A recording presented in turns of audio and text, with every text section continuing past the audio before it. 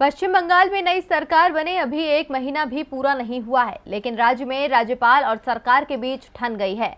वैसे राज्यपाल और सरकार के बीच रिश्ते चुनावों से पहले भी अच्छे नहीं थे, लेकिन चुनावों के बाद तो हालात ऐसे हो गए हैं कि सत्ताधारी टीएमसी जगदीप धनखड़ को राज्यपाल पद से हटाने के लिए राष्ट्रपति और पीएम को पत्र तक लिख चुकी है और अब टीएमसी ने जगदीप धनखड़ को जेल भेजने का ऐलान भी कर दिया है। तो क्या राज्यपाल को हो सकती है जेल और क्या है टीएमसी का प्लान, जिससे पश्चिम बंगाल के राज्यपाल दिख रहे हैं परेशान? देखिए ये रिपोर्ट। पश्चिम बंगाल की सीएम ममता बनर्जी इस समय कई परेशानियों से घिरी हुई हैं।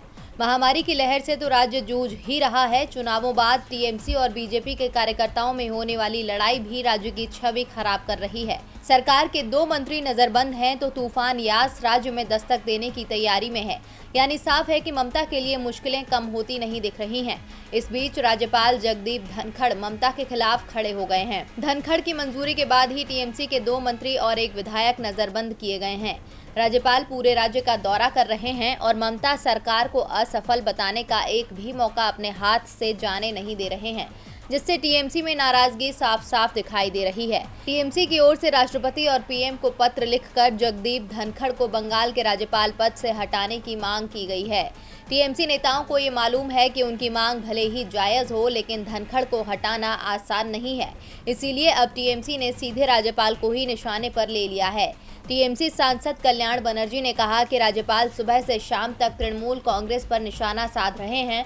उन्होंने ममता सरकार के 2 मंत्री सहित 4 नेताओं की गिरफ्तारी में अहम भूमिका निभाई। राज्यपाल खुलकर राजनीति कर रहे हैं। मैं संवैधानिक प्रावधान के बारे में जानता हूं, जिसमें कहा गया है कि किसी राज्यपाल के खिलाफ राज्य कार्रवाई नहीं कर सकते हैं, लेकिन मैं उन सभी लोगों से अनुरोध करूंगा कि उन क्षेत्रों में पुलिस में शिकायत दर्ज कराएं जहां राज्यपाल के कारण स्थिति खराब हुई हो।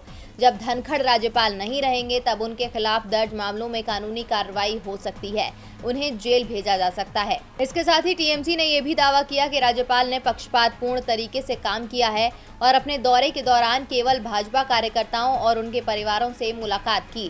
कल्याण बनर्जी ने पीएम नरेंद्र मोदी पर तंज कसते हुए कहा कि आंसू एक अक्षम व्यक्ति को सत्ता में बने रहने में मदद नहीं करेंगे, क्योंकि वो महामारी में स्थिति को संभालने में विफल रहे हैं। अधिकांश भारतीय 2024 में देश के दूसरे स्वतंत्रता दिवस के सवेरे का इंतजार कर रहे हैं। कल्याण बनर्जी का इशारा सीधे सीधे शुक्रवार को हुए पीएम मोदी कार्यक्रम की ओर था, जिसमें पीएम स्वास्थ्य कर्मियों से बात करते करते भावुक हो गए थे। बीबी लाइव की रिपोर्ट।